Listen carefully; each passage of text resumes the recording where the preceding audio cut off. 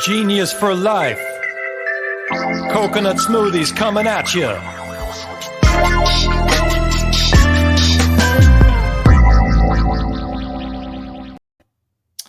Hello. Welcome to episode 155 of 15 Minutes of Genius. I am your host, Alex Baer. We are no longer doing this in the studio. Well, it's doing the kind of a studio. It's called a home studio. As you can see behind me, we're no longer in the fancy schmancy Manhattan Beach studios. We have relocated back to the Redondo Beach studios, which is where I live and where we do the broadcast. So just a reminder, make sure to give us 5 stars on Apple Podcasts. Give us whatever the hell the star system is on Spotify. And we post these episodes usually once a week. On LinkedIn, we bring on entrepreneurs, we bring on brokers, we bring on consultants, we bring on anyone and everyone in the CPG space. So without further ado, to introduce my guest, I met him literally 2 weeks ago. I think we've known each other on LinkedIn for a while, but literally saw his face, heard his voice for the first time in ever. And his name is Matt Cotton, pronouncing your name right? Yes, you are. Just the way it looks is the way it sounds. And he is the founder and CEO of Rooted Food Sales. A little bit about him. After 6 years of being a pitchman for Vitamix, like that guy that you see like at the Costco, right? Like the Vitamix thing with the mic and all. Yep. Hands-free. He shifted to the food service industry in 2014. And he built a robust food service business from scratch at 2 emerging brands, both within a year, and then spent 3 years with a $60 million food company, which offered him a totally different vantage point in the industry. In March 2020, interesting timing, he combined all of his experience, and it's a great time to start a business, right? March 2020. And he started a brokerage that is focused on better for you brands, which is now Rooted Food Sales. He's beyond grateful to get to work with people that he loves and help incredible brands grow their business in the food service world. Matt, how are you? I'm good. Thank you for having me. Absolutely. You look very, very chill, very relaxed. End of the day, right? Good. I'm glad I'm giving off those vibes. Yes. Yeah. Someone took some CBD or functional mushrooms or something. So cool. So you're hailing out of the East Coast, right? Yep. I am an hour north of Boston, is where I live. Yes. Cool. All right. So, usually we get into questions like, tell us your story. How'd you get into this, all this? So I just want to know, like, what is your main goal with the brands that you work with, right? I know you want to grow them and everything. Do you want to take them to this really high level of huge brand awareness? Do you want to get them to the next stage? What's kind of like your overall mission with the company, and what are you aiming to do with each and every brand that you are working with? Mm-hmm. So every brand we work with might have a little micro difference with their goals, but overall they're the same. It's grow the business and grow the brand, which more often than not happen together. So it's, our big channels that we focus on are college and university and convenience stores and corporate, and then quick serve restaurants like coffee shops and salad bowl type places. So it's bringing our brands to those channels, and there's more beyond that, but the channels that make sense for the brand, and get the brand placed and make sure it's a brand placement, right? That even if it's showing up into a kitchen, that it's being shared what the brand is. So yeah, I mean, that's it. Grow the brand and grow the business is what we are. That's what we do. Yeah. And it's really cool that you're really focused in on an entirely different category from most brokers. Most brokers are just retail or club or mass market or MULO. So I guess, maybe I'm answering the question for you, which makes me a terrible host and a bad interviewer, but you had some experience with 2 other big brands, 60 million plus in revenue, that went into food service. And I guess that's what gave you the bug to say, I want to get into food service. That's a great market. And it's a place where a lot of brands just don't go, that you decided I want to help brands, right? Get there. Mm-hmm. Yeah. I feel like you walk, which I just did, like an Expo East, like that kind of a show. And so many of those brands, it's like retail or D2C. And then you have this beast that for some reason, I'm not sure why, is like this mystifying, confusing world of food service, but it's amazing, right? Obviously it does have its own challenges as well, but food service compared to retail is clean business, right? Like I won't name the distributors, but there's some distributors in retail who sometimes you get those invoices, you're like, what's going on with this and that? Like food service, dealing with those distributors is way cleaner. And there's so many channels. Also, there's I don't know, it's more the Wild West, like review schedules and data and promotional stuff that doesn't really exist. So so why did I do? Yeah, I don't know. So food service just feels like this mysterious world. There's so many brands that I'm passionate about, which is better for you, emerging brands. So, and food service is, with respect, it's super old school. Like you walk the NRA show, which is the biggest food service show in Chicago every year. It looks completely different than Expo East. And the brokerage landscape is the same thing, just super old school. So these new school brands, like they don't really have a potential partner in crime. I mean, they do, but maybe not what I would say is maybe the best partner in crime to bring them into the space. So that's what I got fired up to do, create this like new school, high vibe brokerage, which is amazing sales reps to bring better for you brands into the space. Yeah. And I think like also the turns as well, like something I've noticed is that the brand building is huge because like in food service, you get into Google, you get into, we all love LinkedIn, you get into Snapchat, you get into Apple. You're not competing with like 50 brands on the shelf. You're competing with 4.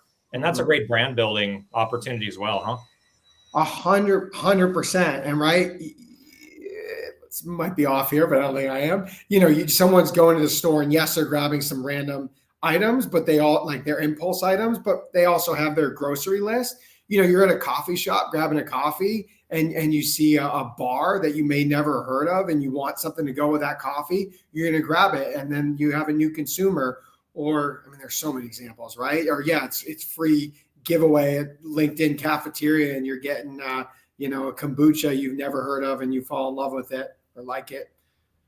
What is like the sales cycle? I know you mentioned, and there's no like classic review schedule. They just see something and they bring it in, but is it like a slog to like get products in through food service? Is it fast? Is it slow? Like, how does it compare to retail? Yes, it's a slog. I feel like that's inescapable in sales. Yeah. But I like it because it's like, Chipotle is too big of an example, but like your 30 unit local Chipotle Mexican chain, you can email them on a random Tuesday with like a fun beverage or, for their cooler, and they can get back to you that day. And it matters, right? If you're an ingredient, like something for their menu, it's going to be a couple, they're usually thinking a menu or cycle or 2 out. But if you're a packaged item, into a college or coffee shop, whatever it may be, it can happen on the quicker side, but I mean, it's tough. It's a process, right? And also most of this business goes through distribution. So no difference in retail, that's going to add to the sales process. The end user wants your product and they ask if you're in their local Cisco, US Foods, whoever it may be, and the answer is no. So you have to play the game with the distributor. So for that reason, if you're not in distribution, it's a process. And that's something that I heard too, is like, I talked to my friend and she's been very public about it. She has the Erica Liu with Great Nola. And she literally before the pandemic only did food service. And I think she's starting to get into like Whole Foods and other things because during the pandemic, she had to diversify away from food service, and now she's coming back to food service. But she said a very similar thing to what you're saying, Matt, which is the chicken or the egg. Like, in order to get into the food service accounts, you need the distributor, but then you go to the distributor and they say you don't have the accounts, so I can't bring you on. How do you solve that puzzle? Like, what is your strategy? Yes. This is a question that we deal with every day in our sales world. Sure, it's something we're passionate about talking about. Yes, you go right to the distributor. The vast majority of the time, it doesn't matter how shiny, trendy, fun, delicious your product is. They want to know it's going to move. So in the chicken or the egg game, you need to quote unquote backdoor the distributor, meaning find, not that 1 unit, 2 unit coffee shop. Like that's not going to force distribution. It's finding an anchor account, which would be in the QSR world. For the most part, a distributor in food service, it may be similar to retail, I'm not sure, wants to move 5 units a week per SKU. So for the most part, let's say it's going to be 5 unit QSR chain, so 5 coffee shops plus, salad bowl place plus. Most colleges larger than 7,000-8,000, convenience stores, which is sneaky, my favorite channel, would be like 30 units or more. And then when they say yes, it may not force distribution, but it will at least force the conversation with the distributor so you can get that started. So like when you're going direct, I mean, that's the other thing too. Maybe for a shelf stable item, it's easier. You go to your local USPS and put in the box and ship it out to them and be like, oh, if it arrives in 4 days, whatever. But how do you like build a brand or help, with your clients build their brand when they have to deliver direct? I mean, how logistically are you doing that before they have a distributor? Yeah, we don't. I mean, the brands that we work with, direct exists. There's some channels within food service, like we do a decent amount with pro and collegiate athletics. For whatever reason, they sometimes buy through distribution, but often it's just direct to the athletic center. And then corporate can sometimes be direct. But for the most part in food service, they don't want multiple suppliers. They're going to buy it through their distributor. So yeah, in our world, for people who just want to get started locally and that's a win for them and a value, that works, but it's not our world. We're bringing brands into distribution, except when there's good direct business that presents itself. Makes sense. So for everyone watching, we usually get a few thousand views on this. We put it on Apple Podcast, which I think the LinkedIn side is a lot bigger. The people, our community in CPG. For those that are watching, when is the right stage of a company to be pursuing food service to work with you? Like, should they be early? Should they be at their end game? Does it not matter? Does it depend on the product? Like, because you're a straight shooter. Like you'll tell people don't go to food service if you don't think they're going to succeed in food service. But what is the right stage and what is the right product that you think will shoot the moon in food service? Very hard question, and that's why I'm asking. Yeah, it's a hard question. So at what point in time, right? You don't want to spread yourself too thin, but I'm not answering this like for the good of Rooted. Like I'm just sharing what I think. I think food service is sneaky interesting out of the gate because you make money out of the gate. I know retail's amazing for many reasons, but like you're in 300 stores, you're in 700 stores, but like how long until you make money, right? And where in food service, you make money from the beginning. You're paying nominal to the distributor and you're paying nothing almost all the time to the operator.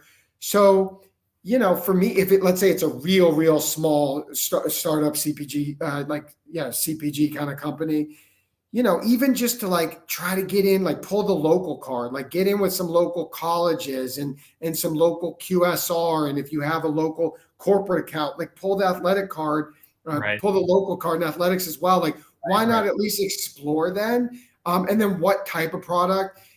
Oh, it's really hard. So beverage is really hard because Coke and Pepsi. Is beverage or food better, just statistically? Food.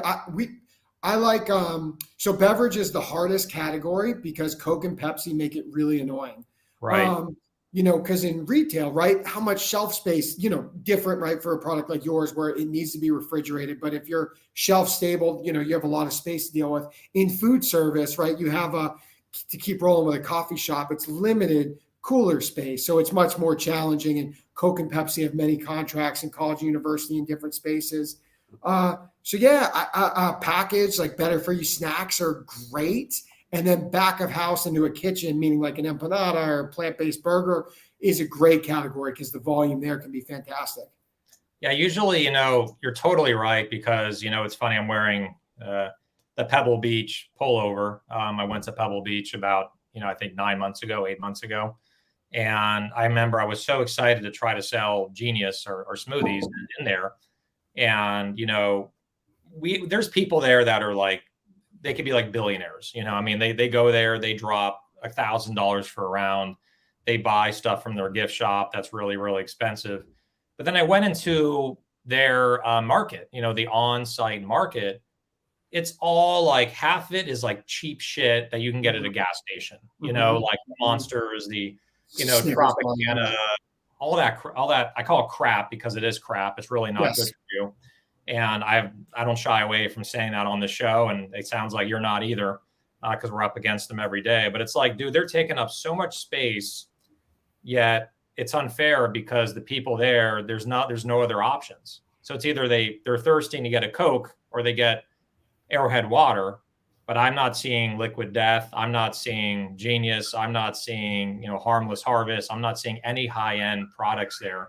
So it's like, when can we actually fight back and get them to break contract and bring in better products? Yeah, it's tricky though, because it's like, even though that's an upscale market, and I've had lunch at Pebble Beach, but I don't really know it that well. But like, does the golfer there, like, it might sneaky be the person who wants a Gatorade and a Snicker and they're happy. It's really going to the space like college and university. Amazing segment. Like, they would welcome, they do welcome better for you products. They'll say yes. They're still going to have the old school legacy conservative brands, but they're also going to have an incredible offering, some schools more than others. And same thing with certain QSR. So it's certain channels to go after, same thing like convenience, a channel I love, their convenience is of course still super old school, but then you have these chains that have a good portion of their store with some really interesting items. Yeah. It's kind of like a third wave coffee shop. It's like an Intelligentsia versus a Starbucks, It's just going to be higher quality. They don't mind taking their chance on different items and, more unique and emerging brands. And you're totally right. You got to know your market. And the more I think about it, most, and I seem to somehow always have golf in these conversations. I sneak it in. And, but like golfers, the average golfer does drink Gatorade. The average golfer has David's sunflower seeds and they spin them all over the place. Like it's mainstream. And this is not Venice, a small little convenience shop in Venice where you have higher end brands. It's different. Totally. Right. Like, changing the mind of the consumer. That's not what we do. It's like finding the consumers that like are ready for the product. Exactly. Yeah. If you try to change the mind of the consumer, you may succeed in that really rare instance, but it's going to cost you a shitload of money to do that, know? Yep. Good stuff. Well, we're going to go into our next segment here, which is called Rapid Fire Questions. Rapid Fire Questions.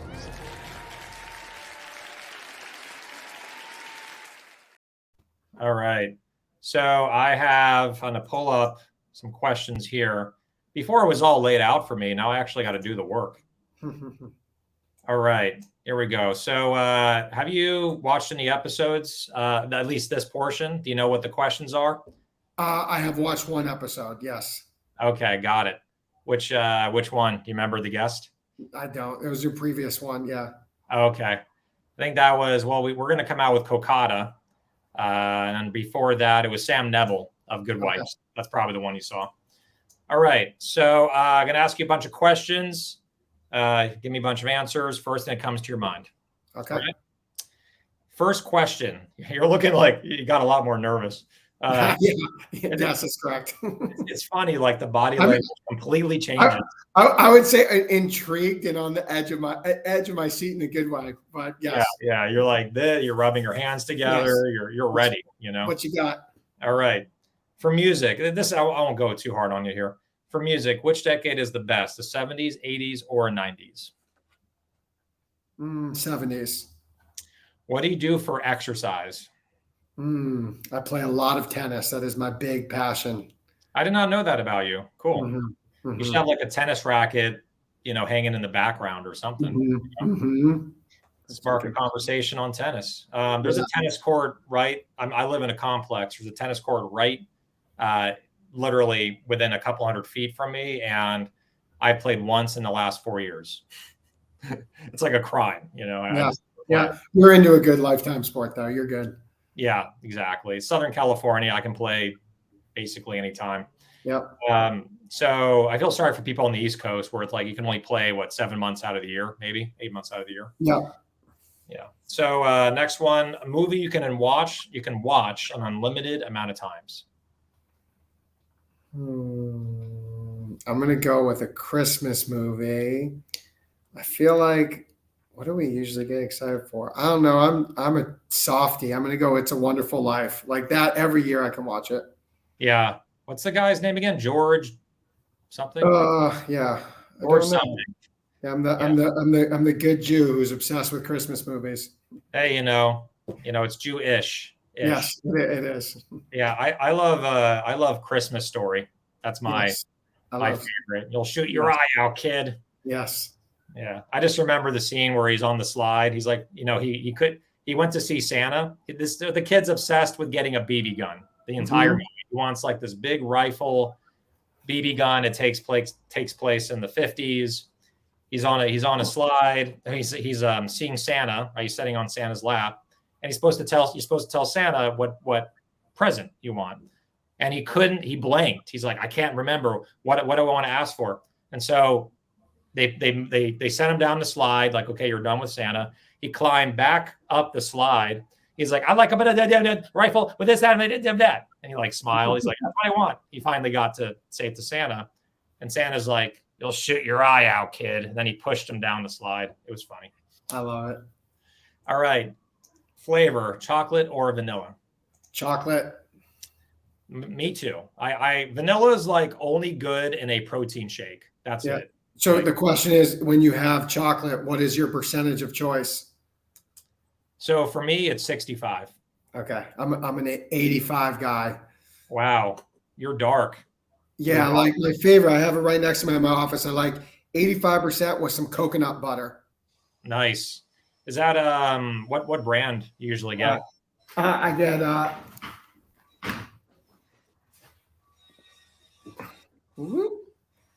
So you have the Artisana cocoa butter, and then you kind of mix it in with the chocolate. I take a spoonful out. Yeah, I like to have it after my lunch. Yeah, nice square of 85%. Scoop out some coconut butter. Get them both in your mouth in no particular order, and it's satisfying. You get that fat. You get the chocolate. Chocolate and fat just go together like bread and butter. It's interesting with Hue Bar. I love Hue. Oh, heck yeah. It's fucking amazing. And most of their bars don't have a percentage on it. Like it just says cacao, you know? Yes. And I went to Grocery Outlet. It's not on the East Coast, I don't think, but it's out here. It's a discount store. It's like Smart and Final meets Whole Foods. Like that's what it is. They had a baby. And for whatever reason, Hue offloaded a bunch of bars there that I guess they just wanted to sell. $2.99 each. $2.99. It's like half price. Yep. And normally they're like $5.99. So I love the puffed quinoa vanilla crunch. That's my favorite Hue bar. Yeah, like the cashew. Such a good product. Such a good product. Yeah, the branding is magnificent. So like you know it's Hue. Like there's no other brand that looks like them at all. Totally.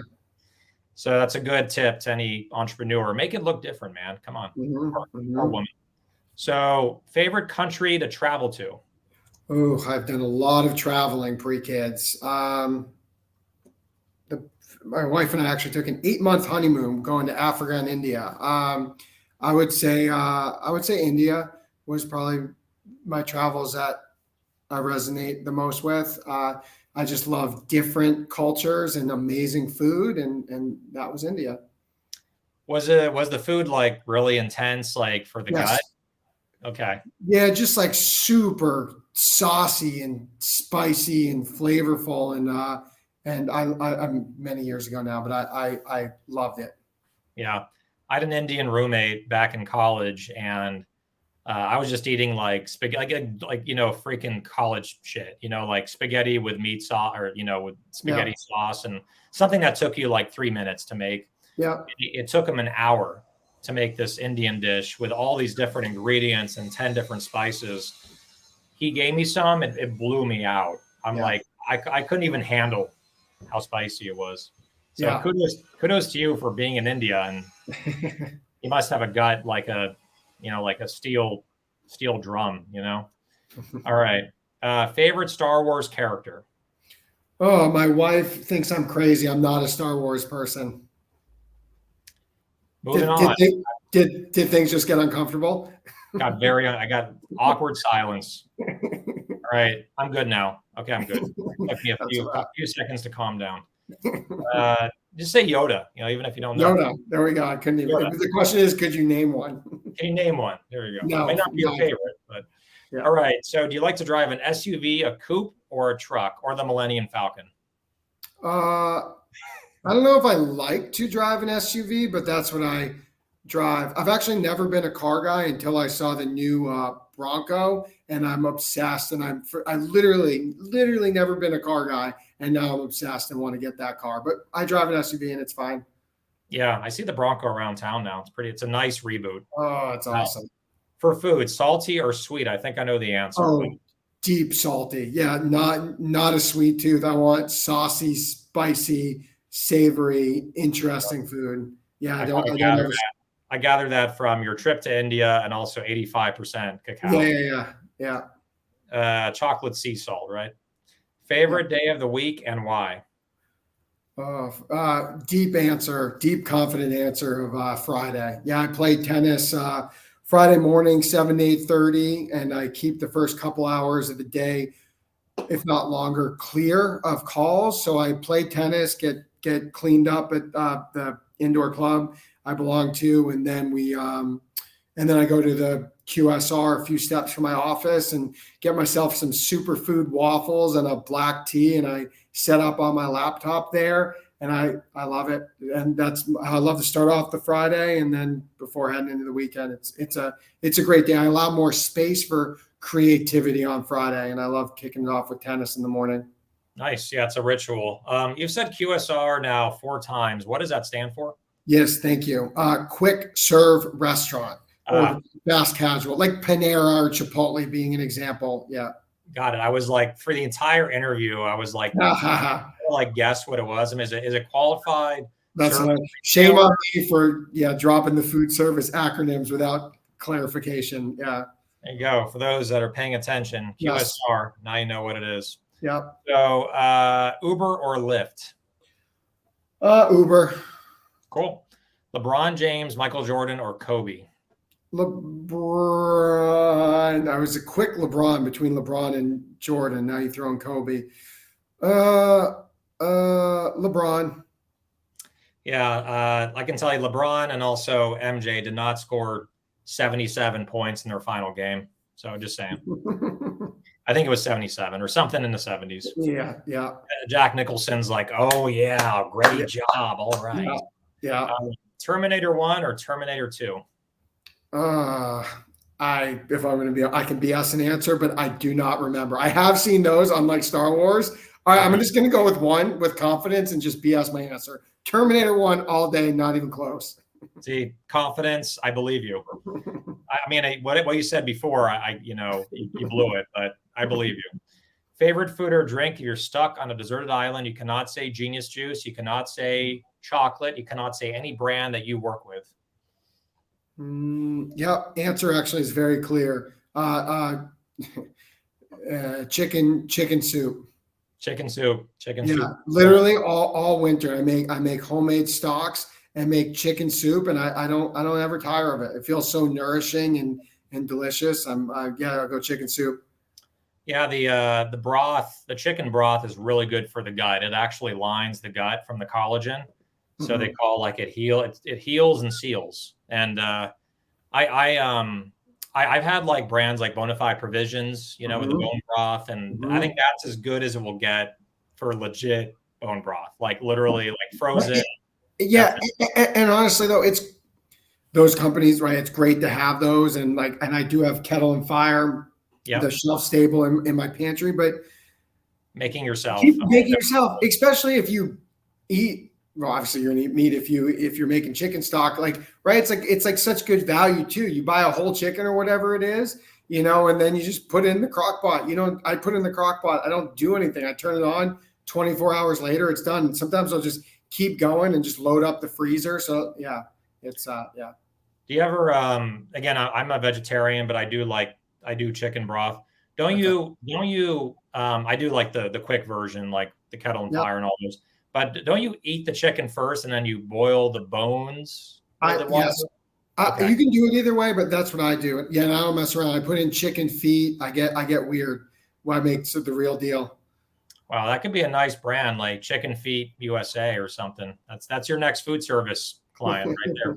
Yeah. All right. So that is rapid fire questions with Matt Cotton. And you know what? I'm going to do something here because I'm going to do it on the fly. I usually have it available, but I don't. Bear with me. Come on, where is it? Okay. There it is. Okay. All right. So that, again, if anyone wants to reach you, best email, phone number, website. Yep. So email is matt@rootedfoodsales.com, website rootedfoodsales.com. And probably the easiest is just connect with me on LinkedIn. We're pretty active. I'm pretty active on LinkedIn. And then we have a podcast, and then we have a game show called The Price is Rooted, which is basically The Price is Right CPG style. So we're pretty active there, sharing our playful, passionate side. Cool. And I want to emphasize before that, I think what Matt, I bring guests on where I really support what they're doing and believe in what they're doing and really feel they can help brands. And this is a segment that a lot of brands ignore, or they don't see the value in, or they don't know the value, right? So don't ignore food service. It's back. The pandemic is still kind of lingering, but it's basically over. So don't ignore this category. Make sure to reach out to Matt because he's one of the premier brokers in this space. And that's all you focus on, right? You're just hardcore food service, right? That's it. I won't pitch too hard, but yes, that's all we do. And we have a lot of passion and an amazing crew on the team. Awesome stuff. So make sure to reach out to him, LinkedIn preferred. And Matt, thank you for being on episode 155, and take good care, my friend. Thank you.